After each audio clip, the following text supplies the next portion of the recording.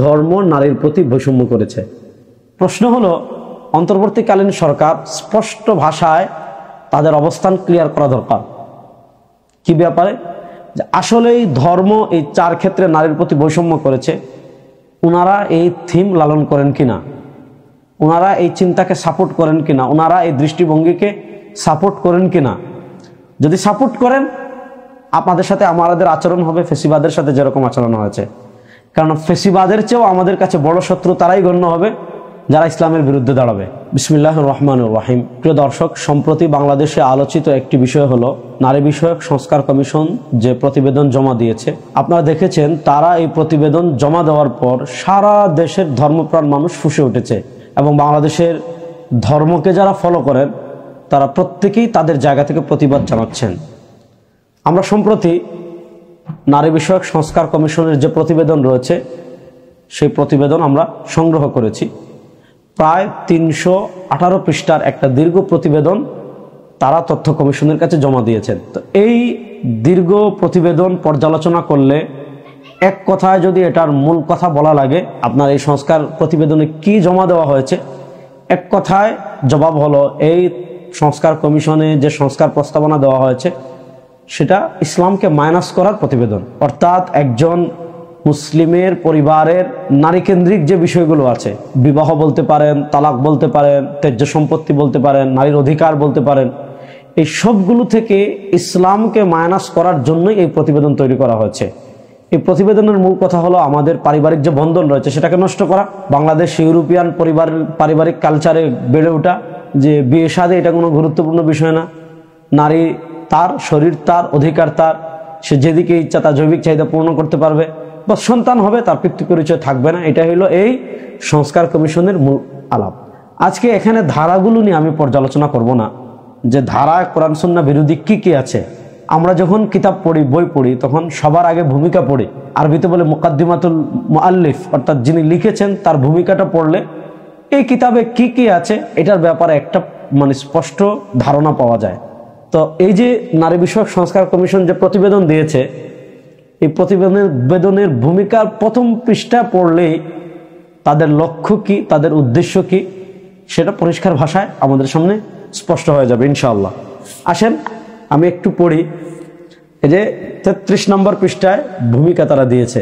তারা লিখেছে, একদম শুরু করছে, একদম প্রথম লাইন আমি পড়ি।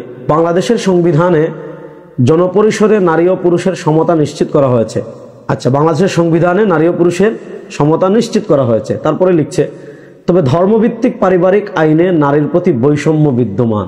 একদম বিসমিল্লাহর কথা তাদের, যে সংবিধানে নারী পুরুষের সমতা থাকলেও ধর্মভিত্তিক পারিবারিক আইনে নারীর প্রতি বৈষম্য বিদ্যমান। যেমন বিয়ে, তালাক, অভিভাবকত্ব ও উত্তরাধিকার।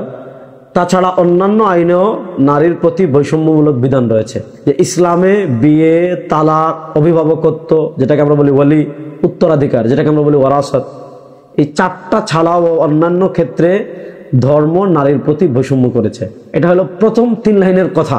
তো একজন সচেতন পাঠকের জন্য প্রথম 3 লাইনেই তারা কি সংস্কার প্রতিবেদন দিবে, এই 3 লাইনেই কি স্পষ্ট হয়ে যাবে। তারা বলেছে যে বিয়ে, তালাক, অভিভাবকত্ব, উত্তরাধিকার এবং অন্যান্য ক্ষেত্রে ধর্মে নারীর প্রতি বৈষম্য আছে।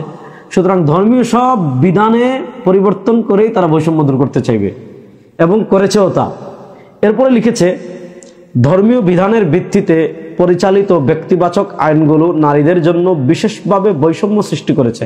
যে ব্যক্তিগতভাবে নারীদের ধর্মীয় যে বিধানগুলি রয়েছে সেগুলো নারীর প্রতি কি সৃষ্টি করেছে, বৈষম্য সৃষ্টি করেছে। আসেন আমরা আরেকটু পড়ি শুরু থেকে, তাহলে আরেকটু পরিষ্কার হবে যে আসলে তারা কি সংস্কার করতে চাচ্ছে। এখানে লিখেছে তারা, নারীর প্রতি সহিংসতা একটি প্রকট সামাজিক সমস্যা। সকল বয়সের সকল শ্রেণী পেশার নারীরাই সর্বদাই সহিংসতার ঝুঁকি ও আতঙ্কে থাকে। নারীর প্রতি সহিংসতার সূত্রপাত হয় নারীর প্রতি বৈষম্যের গ্রহণযোগ্যতা দিয়ে।